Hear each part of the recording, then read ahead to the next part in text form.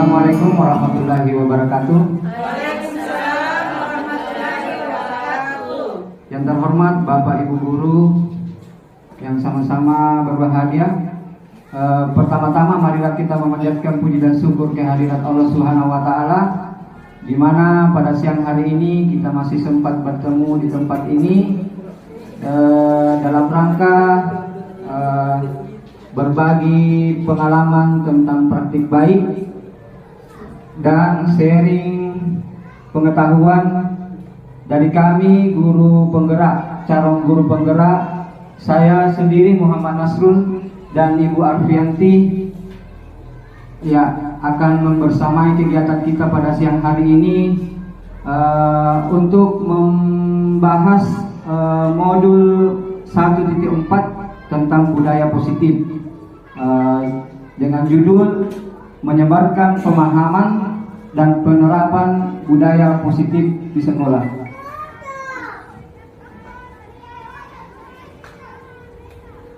Ya, mungkin Bapak Ibu Guru sudah tidak asing lagi dengan gambar atau foto yang ada pada slide di atas. Beliau adalah Bapak Ki Hajar Dewantara sebagai Bapak Pendidikan yang filosofi pendidikannya itu banyak sekali dipedomani untuk pendidikan kita di masa ini. Beliau berfilosofi bahwa tujuan pendidikan adalah menuntut segala kodrat anak agar mencapai keselamatan dan kebahagiaan yang setinggi-tingginya. Oleh karena itu, Ki Hajar Dewantara menegaskan bahwa dalam pendidikan hendaknya anak dididik sesuai dengan kodrat alam dan kodrat zamannya, sehingga anak merasa aman dan nyaman dalam mewujudkan merdeka belajar. Next buat itu. Ya, di modul ini ada beberapa hal penting yang akan kami sharingkan sebentar tentang konsep utama modul budaya positif. Yang pertama itu tentang perubahan paradigma belajar, kemudian yang kedua disiplin positif, teori motivasi, hukum dan penghargaan, kemudian ada keyakinan kelas, kebutuhan dasar manusia, posisi kontrol guru, dan terakhir segitiga restitusi. Nah, untuk pembelajaran pertama, bagaimana dengan paradigma baru. Jadi kita sebagai pendidik masa kini harus merubah paradigma pembelajaran kita yang awalnya itu pembelajarannya tidak berdiferensiasi. Nah, sekarang kita dituntut dalam pembelajaran itu paradigma barunya itu adalah pembelajaran berdiferensiasi, sehingga setiap murid yang belajar itu sesuai dengan kebutuhan dan tahap perkembangannya untuk tercapainya profil pelajar Pancasila. Nah, untuk disiplin positifnya, mungkin kita sudah sama-sama memahami apa itu kata disiplin. Ya, disiplin itu adalah suatu yang dilakukan seseorang pada orang lain untuk mendapatkan kepatuhan, sehingga kita selalu menghubungkan kata disiplin dengan ketidaknyamanan. Ya, jadi disiplin terkadang ada ketidaknyamanan di ujung-ujungnya itu. Ya, disiplin positif merupakan pendekatan mendidik anak untuk melakukan kontrol diri dan pembentukan kepercayaan diri untuk melakukan sesuatu tanpa sogokan, ancaman maupun hukuman. Jadi awal-awal penerapan disiplin itu memang terasa berat, tapi ketika dia sudah menjadi kebudayaan atau membudaya biasa, itu adalah sudah menjadi hal yang biasa.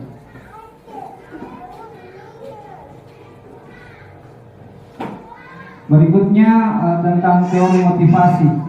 Ya, jadi motivasi itu merupakan dorongan yang timbul pada diri seseorang secara sadar ataupun tidak sadar. Segala tindakan yang kita lakukan, yang kita perbuat, tentunya mempunyai motivasi tersendiri dalam dirinya. Apakah itu sebentar akan pada slide berikutnya, apakah dia dalam bentuk motivasi yang timbul dari dalam diri maupun yang bersifat ekstrinsik. Next one, please.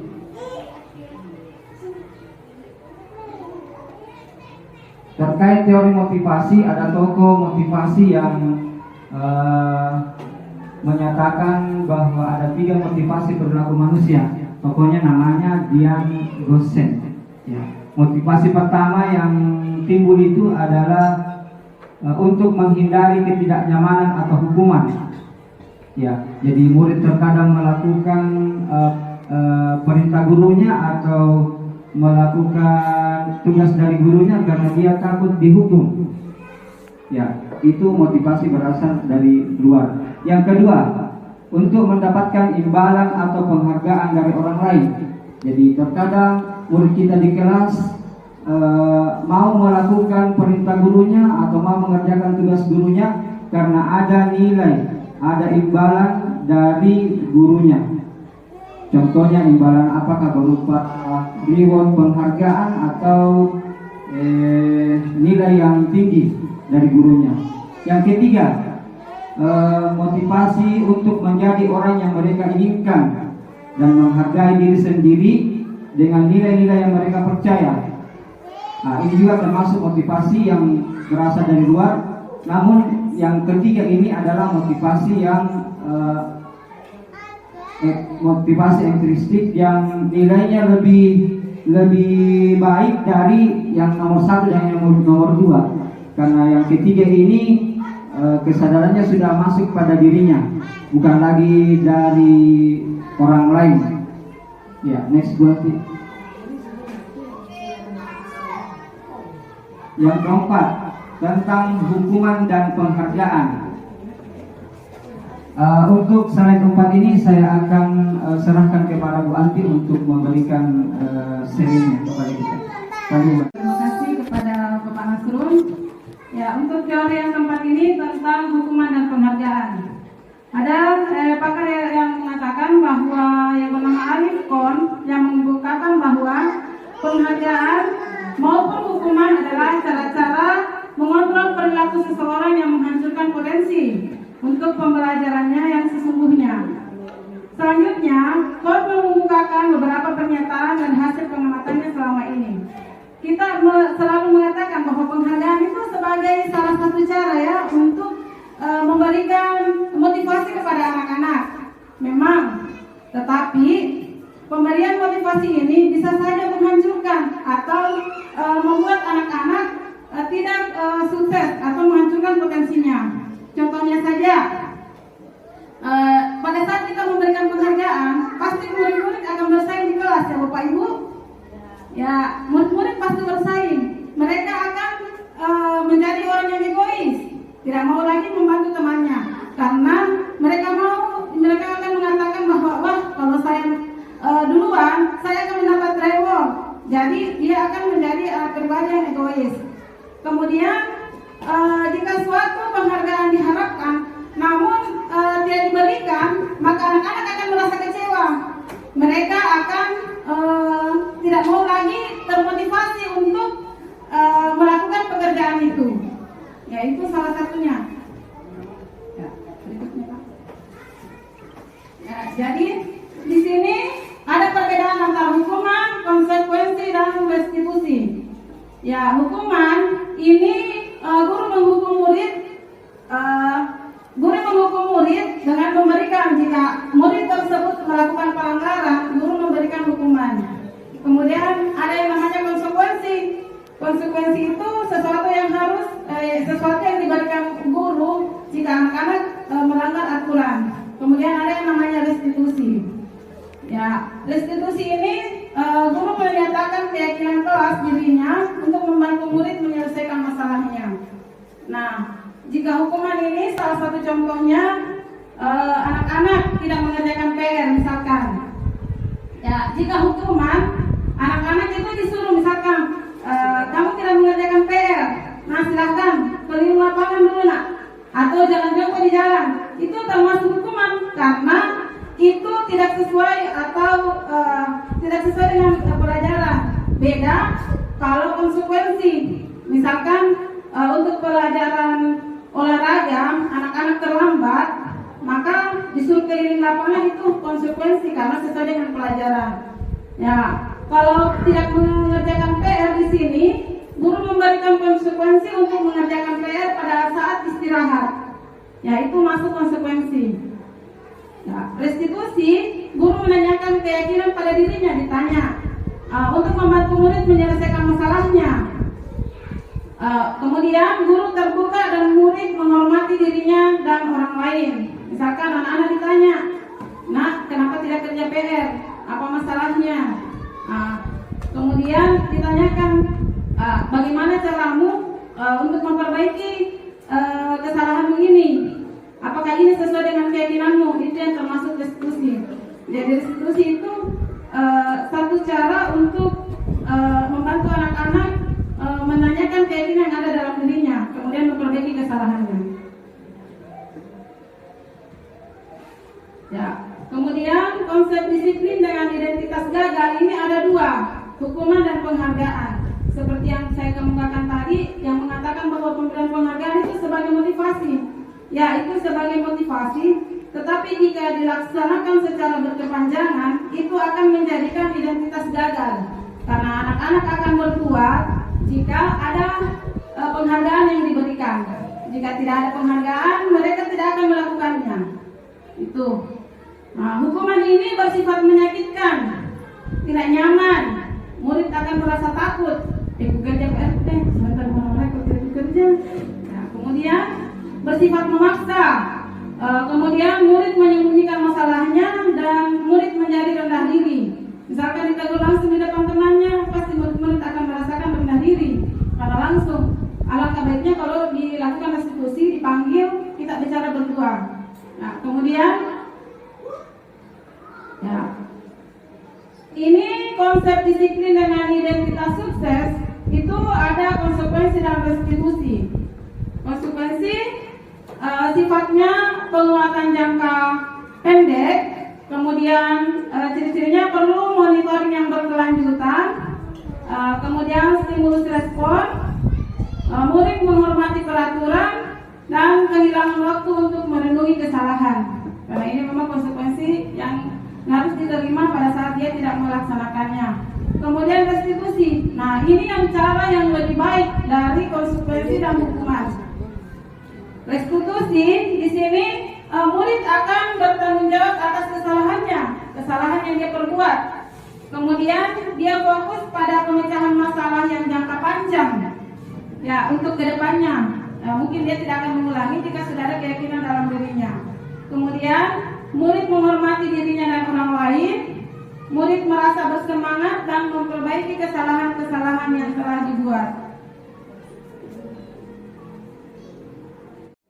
Ini konsep disiplin dengan identitas sukses itu ada konsekuensi dan restitusi. Konsekuensi sifatnya penguatan jangka pendek, kemudian ciri-cirinya perlu monitoring yang berkelanjutan, kemudian stimulus respon, murid menghormati peraturan, dan kehilangan waktu untuk merenungi kesalahan. Karena ini memang konsekuensi yang harus diterima pada saat dia tidak melaksanakannya. Kemudian restitusi. Nah, ini yang cara yang lebih baik dari konsekuensi dan hukuman. Restitusi di sini murid akan bertanggung jawab atas kesalahan yang dia perbuat. Kemudian dia fokus pada pemecahan masalah yang jangka panjang. Ya, untuk kedepannya, mungkin dia tidak akan mengulangi jika sudah ada keyakinan dalam dirinya. Kemudian murid menghormati dirinya dan orang lain. Murid merasa bersemangat dan memperbaiki kesalahan-kesalahan yang telah dibuat. Ya. Konsep disiplin dengan pendekatan restitusi seperti yang ditayangkan tadi di slide, bahwa pada konsep restitusi itu merupakan identitas disiplin yang akan membuat kita merasa identitas berhasil atau sukses. Ya, di mana restitusi adalah proses menciptakan kondisi bagi murid untuk memperbaiki kesalahan mereka, sehingga mereka bisa kembali pada kelompok mereka dengan karakter yang lebih kuat. Ini menurut Gassem tahun 2004. Adapun ciri-ciri restitusi, yang pertama bukan penebus kesalahan, tapi belajar dari kesalahan. Nah, bukan penebus, tapi dia belajar dari kesalahannya, sama dengan refleksi. Kemudian memperbaiki hubungan. Kemudian ini bersifat tawaran, bukan paksaan. Karena kita menawarkan bagaimana cara sana supaya kesalahan ini tidak berulang. Nah, itu tawaran, bukan harus pernah. Nah, itu termasuk paksaan. Kemudian menuntun untuk melihat ke dalam dirinya. Ya. Kemudian mencari kebutuhan dasar yang mendasari tindakan, fokus pada karakter, bukan pada tindakan, menguatkan fokus dan pada solusi.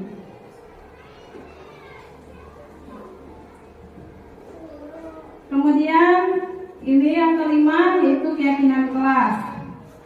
Ya, keyakinan kelas. Ini sudah masuk keyakinan yang ada pada diri kita. Nah, sekarang Bapak Ibu, saya ingin bertanya, ya, mengapa kita memiliki peraturan tentang penggunaan helm pada saat mengendarai motor? Supaya kalau terjadi kecelakaan, kepala akan terlindungi dari benturan. Ya, bagus sekali. Ya, jadi itu salah satu cara kenapa orang menggunakan helm. Jadi walaupun tidak disuruh, pasti dia akan menggunakan helm pada saat dia pergi. Berarti itu sudah masuk keyakinan dalam dirinya. Kemudian Bapak Ibu, satu lagi, mengapa kita memiliki peraturan tentang penggunaan masker dan cuci tangan pada setiap kegiatan?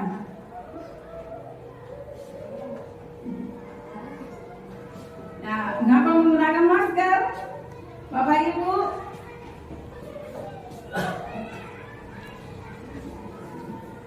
ya, silakan. Supaya misalnya kalau kita bersin apa namanya lagi Ya, tidak tersebar ke teman yang kita temani berbicara. Terus yang cuci tangan supaya tetap selalu higienis dalam keadaan mengajar misalnya.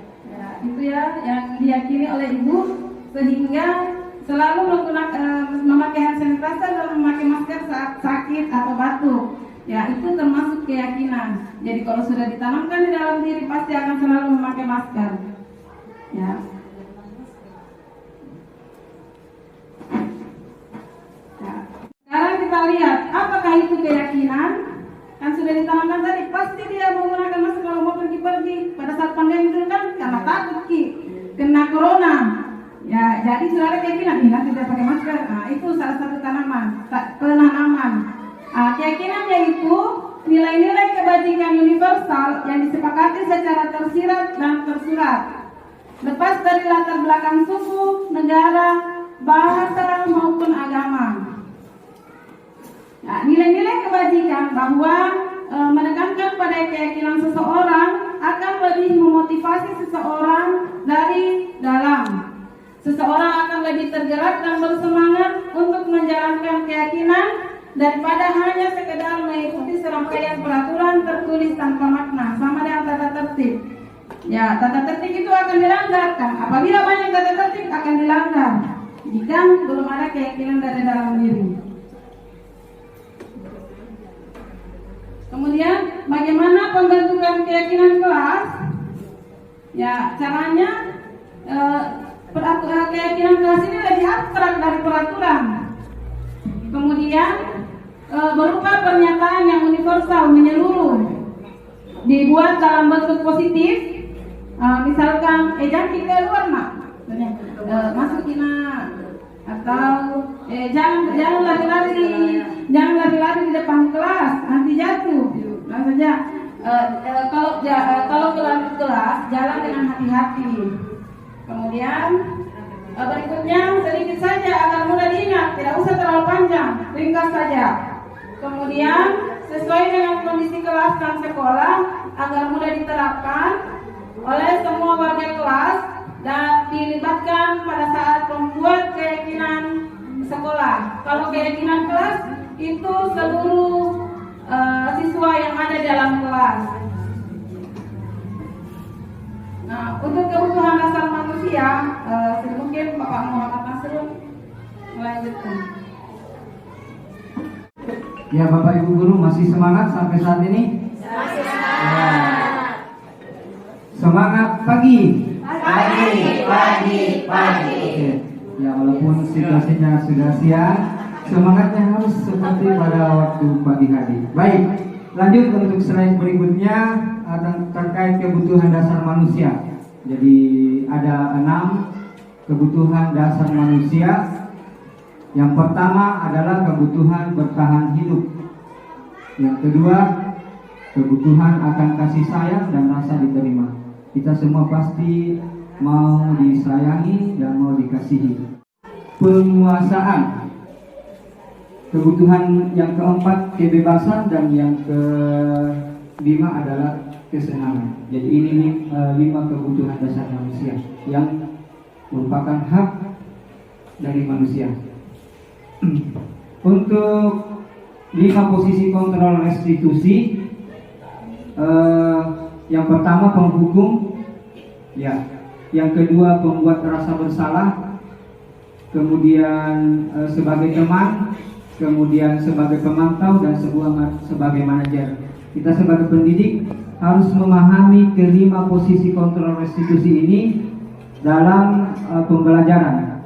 Di mana posisi kita, kapan kita gunakan sebagai penghukum, kapan kita gunakan posisikan diri kita sebagai pembuat rasa bersalah, kapan sebagai teman, dan kapan pemantau, dan kapan sebagai manajer. Sebagai penghukum, ya seperti yang dijelaskan terdahulu oleh Bu Anti, kalau guru sebagai penghukum biasanya menggunakan hukuman fisik. Seperti tadi, lari keliling lapangan 10 kali karena tidak mengerjakan PR. Itu sebagai penghukum. Ya, yang kedua sebagai pembuat merasa bersalah. Ya, di mana posisi guru biasanya akan bersuara lembut dan akan membuat murid merasa buruk tentang dirinya, sehingga dia tidak berharga dan merasa mengecewakan orang yang disayanginya. Dengan kata-kata yang lembut, dengan kata-kata yang mengandung sindiran, anak akan merasa dirinya sebagai orang yang merasa bersalah. Pasti pernah kita alami. Yang ketiga, posisi kontrol sebagai teman. Ya, sebagai teman di sini, guru tidak akan menyakiti murid. Ya, kalau kita sebagai teman, pastinya kita tidak akan menyakiti murid, tetapi mengupaya mengontrol murid melalui persuasi. Ya, pendekatannya adalah pendekatan persuasi. Posisi kontrol guru yang berikutnya adalah sebagai monitor atau pemantau. Apa maksudnya ini? Ya, bahwa guru bertugas mengawasi dan bertanggung jawab atas perilaku murid yang diawasi. Ya, selama 8 jam pembelajaran di sekolah, ya, kita terus memonitor, memantau perilaku murid di kelas kita, maupun ketika berada di luar kelas ketika jam istirahat. Posisi kontrol berikutnya adalah sebagai manajer. Sebagai manajer, di sini guru berbuat bersama dengan murid, mempersilahkan murid mempertanggungjawabkan perilakunya, mendukung murid agar menemukan solusi atas permasalahannya sendiri. Dan kelima posisi kontrol ini, posisi kontrol sebagai manajer, posisi yang lebih di atas dari posisi yang lain. Iya, sebagai manajer. Ya, kalau kita sudah bisa berada di posisi ini, maka rasa amannya itu anak-anak di sekolah akan tercipta. Nah, ini contohnya, contoh penerapan 5 posisi kontrol. Kasusnya itu umpamanya siswa tidak mengerjakan PR. Kalau kita sebagai penghukum, maka kita akan berkata patuhi aturan sekolah, lalu berdiri di depan kelas. Itu kalau kita sebagai penghukum. Biasanya anak dihukum berdiri di depan kelas sampai jam pelajaran selesai. Kalau kita sebagai pembuat rasa bersalah, akan muncul perkataan guru. Berapa kali guru harus memberitahu kamu, Bu guru kecewa sama kamu. Jadi perkataan ini membuat anak-anak merasa bersalah. Bagaimana dengan posisi kontrol sebagai teman? Kalau kasusnya anak-anak tidak mengerjakan PR, kita dekati itu anak-anak, kita rangkul anak-anak, baru kita katakan, ayolah, lain kali kamu mengerjakan PR, buat gurumu bangga. Kali ini tidak apa-apa kamu salah. Jadi lebih pada pendekatan pribadi sebagai teman. Kalau pemantau, apa yang diucapkan guru, kamu sudah melanggar. Apa peraturan dan konsekuensinya? Jadi guru bersama murid itu sama-sama berdiskusi peraturan apa yang dilanggar dan apa konsekuensinya. Untuk manajer, kalau dari sebagai manajer maka akan keluar perkataan dari guru.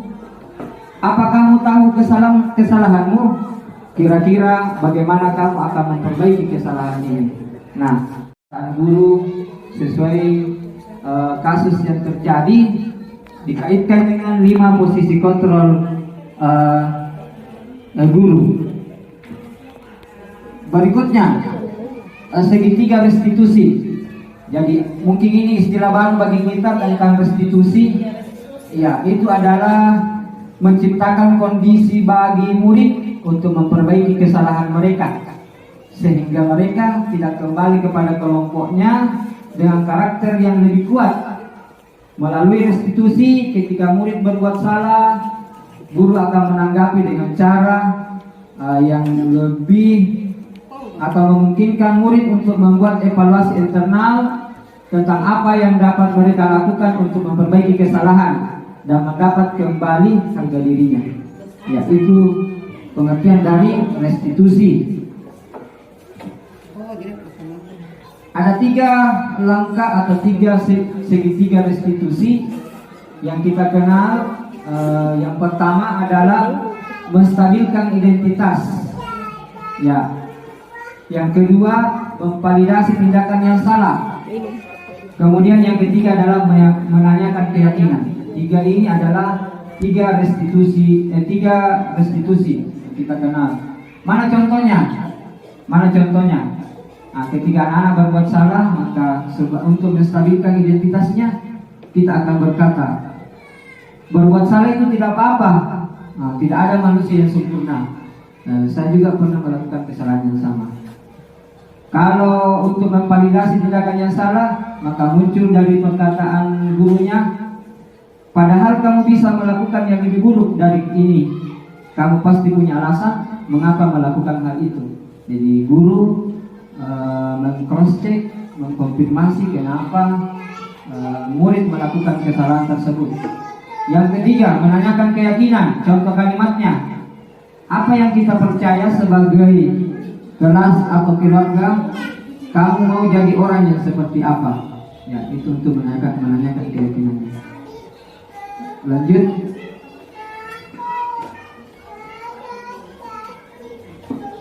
Contoh pelaksanaan praktik baik. Nah, ini akan dijelaskan Ibu Arfianti kembali. Nah, ini ada contoh video yang ada di layar. Kebetulan orangnya juga yang akan menjelaskan.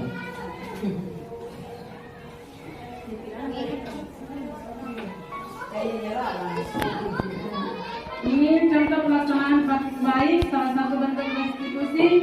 Ini murid kita yang bernama Dewi Ursandra, dia lupa membawa buku bahasa daerah. Nah, pada pelaksanaan ini yang pertama kita dulu melakukan menstabilkan identitas. Ya, kita bertanya kepada siswa, apa yang terjadi nak? Nah, dia bilang dia lupa bukunya. Ya, kemudian kita menstabilkan identitasnya. Wah, lupa buku itu tidak apa-apa nak, itu merupakan hal yang wajar. Karena kita sebagai manusia biasa pasti akan berbuat kesalahan atau pernah melakukan kesalahan. Kemudian berikutnya kita memvalidasi memvalidasi tindakan yang salah. Yang mana validasi tindakan yang salah ini?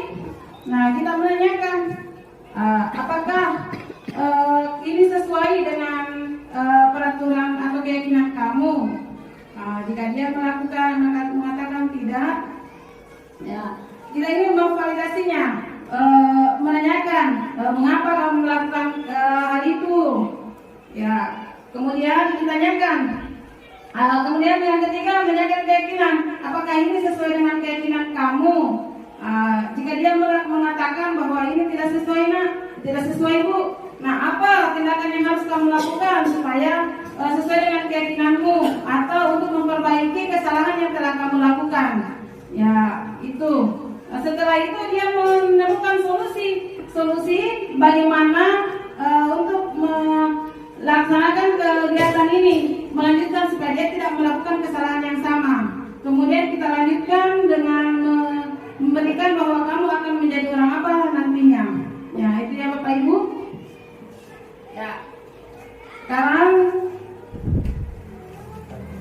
kita masuk ke penerapan program disiplin positif. Hendaknya guru memiliki standar kepribadian, profesional dan sosial yang baik, di mana guru mampu berefleksi dengan posisi kontrolnya saat ini. Bagaimana perjalanan dirinya sebagai seorang AMO, posisi manajer yang menuntun murid-muridnya menjadi insan yang mandiri, merdeka dan bertanggung jawab. Ini adalah salah satu yang termuat dalam standar nasional pendidikan. Bagaimana Bapak Ibu, masih semangat? Semangat! Ya, kita tepuk semangat dulu. Semangat!